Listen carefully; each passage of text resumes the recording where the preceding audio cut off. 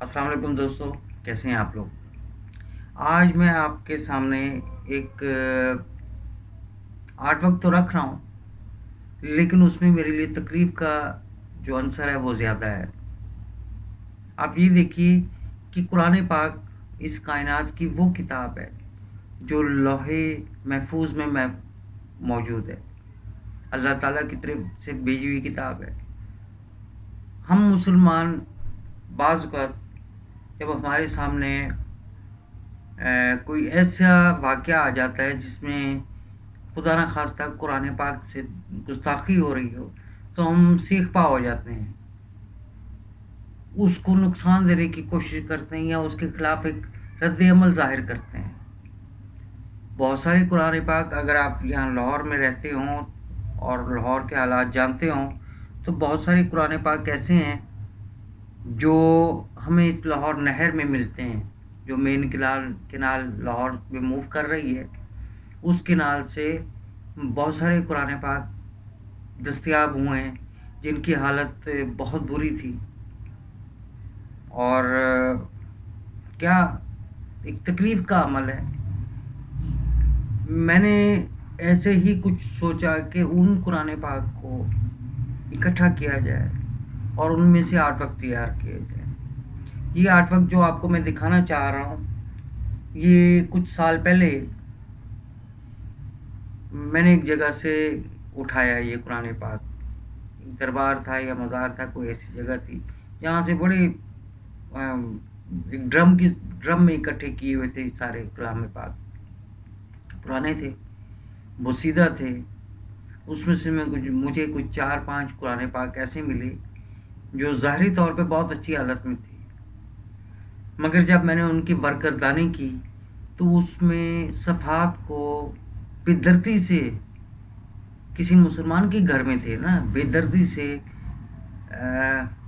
Bunch of papers کو پھاڑا گیا۔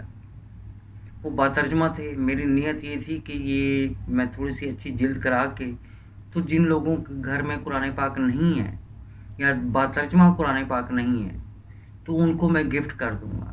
لیکن جب میں نے ان کی حالت دیکھی اور ان کی برگردانی میں وہ صفحے پھٹے ہوئے دیکھے تو میں نے وہ نیت بدل دی۔ لیکن ایک قرآن پاک ایسا ملا جو 70% دیمک کھا گئی تھی، اس کا سرے ورک اور اس کی جلد بھی ختم ہو گئی تھی۔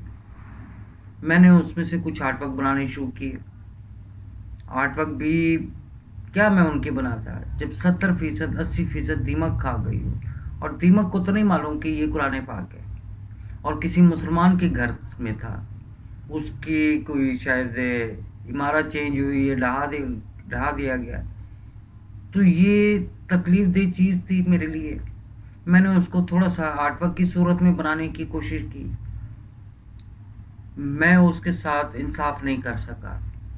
میری نیت تھی کہ ان جو صفحات ہیں جیسی بھی حالت میں ہیں، ان کو میں آرٹ ورک بنا کے چھوٹے چھوٹے فریم کرا کے میں لوگوں کے گھر میں لگوا دوں۔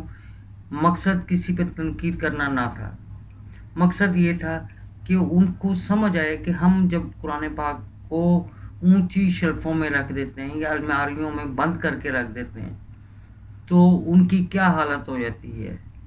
وہ ایسی ہے جیسے ایک شخص کو آپ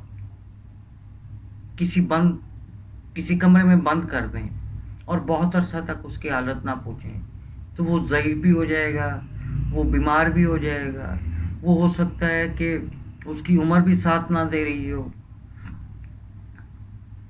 لیکن قرآن پاک ہم نے سب سے زیادہ معتبر کر کے اس کو اونچا رکھنے کی تو کوشش کر لی، دور کر دیا، اس کے قریب نہیں گئے، ہم نے اس کو پڑھنے کی کوشش نہ کی۔ حالانکہ جو یہ دیمک زدہ قرآن پاک کی میں بات کر رہا ہوں، یہ باترجمہ تھا اور پارٹیشن سے پہلے کا قرآن پاک تھا۔ اس پہ تاریخ بھی لکھی ہوئی مجھے مل گئی، اور انڈیا کی کمپنی تھی جس نے اس کو پرنٹ کیا تھا۔ میں نے ان سے بھی رابطہ کرنے کی کوشش کی، کچھ تفصیلات مل جاتی ہیں۔ بعد میں شاید وہی کمپنی کہیں تاج کمپنی کے ساتھ مرج ہوئی ہے یا کوئی ایسا ان کا مرجر ہوا جس میں تاج کمپنی کے ساتھ ان کا مرجر ہوا، الحاق ہوا، اور وہ قرآن پاک جو میرے ہاتھ لگا اس پہ انڈیا کی کمپنی کا نام لکھا ہوتا، تاج کمپنی کا ذکر نہیں تھا۔ لیکن انڈیا کی کمپنی بھی اب مجھے یاد نہیں ہے کون سی تھی، میں انہیں ان کا فون نمبر بھی تلاش کر کے ان کو کوشش کی رابطہ کرنے کی، نہیں ملے۔ لیکن اصل المیہ یہ ہے کہ جس گھر سے یہ قرآن پاک مجھے ملا، یا جس گھر سے یہ قرآن پاک اس ڈرم میں پھینکا گیا یا اس کی اس طرح بے حرمتی کی گئی، وہ کیسے لوگ ہوں گے؟ تنقید نہیں ہے کسی پہ، لیکن بحیثیت مسلمان ہر چیز کو دیکھ کے چلنا ہمارا حق ہے۔ میں قرآن کی ترویج نہیں کر رہا، میں کوئی عالم نہیں ہوں، لیکن جس کے بارے میں قرآن پاک پہ ہوں کہ یہ ایک پاکیزہ کتاب ہے، اس کو ہاتھ لگانے کے لیے بھی مطہر ہونا ضروری ہے، اور ہم دنیا سے لڑ رہے ہیں جنگ کہ وہ ہمارے قرآن پاک کی بے حرمتی نہ کریں، اور ہم کتنی بے حرمتی کر رہے ہیں۔ اس کے لیے بہت سارے ادارے بھی بنے ہوئے ہیں، کچھ قرآن محل بھی بنے ہوئے ہیں جس میں ایسے قرآن پاک کو محفوظ کیا جا رہا ہے۔ کچھ بلوچستان کے علاقے میں یا کچھ غاروں میں بھی ایسے انتظام کیے جا رہے ہیں جہاں ایسے قرآن پاک کو محفوظ کیا جا رہا ہے۔ لاہور میں بھی ایک ادارہ ہے قرآن محل کے نام سے، اور کافی سارے اس کی برانچز بھی ہیں۔ ان کا کام بھی یہی ہے کہ وہ کہیں نہ کہیں سے قرآن پاک کے صفحات کو اکٹھا کر کے ایک ہی جگہ پہ دفنا دیتے ہیں زمین میں، اور بڑے گہرے کنویں بنائے ہوئے ہیں۔ آخر تو مجھے وہاں جانا پڑا، کیونکہ دیمک زدہ کو پہلے صاف کیا میں نے، کئی دن اس کو دھوپ لگوائی، دیمک نے جان نہیں چھوڑی۔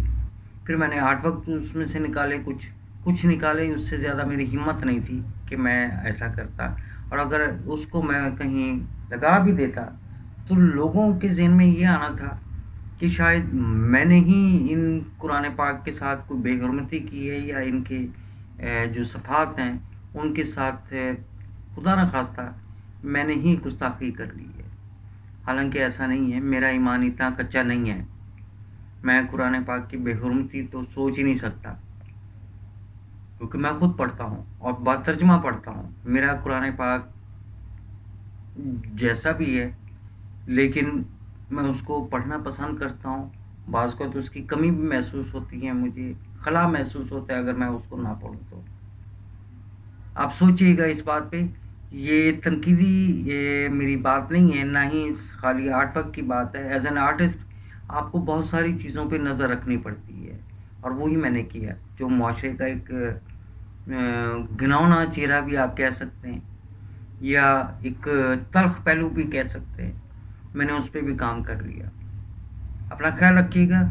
یہ آرٹ ورک آپ دیکھیے، مجھے تو رونا آیا۔ اب آپ کیسا محسوس کرتے ہیں یہ آپ نے بتانا ہے۔ آپ میرے یوٹیوب چینل کو بھی آپ سبسکرائب کر سکتے ہیں، اس پہ کمنٹس بھی کر سکتے ہیں، اور سجیشن بھی دے سکتے ہیں، یا کوئی اپنی ایسی رائے دے دیں جس میں کم از کم ہم بحیثیت مسلمان ان چیزوں سے محفوظ ہو سکیں۔ اپنا خیال رکھیے گا۔ اللہ حافظ۔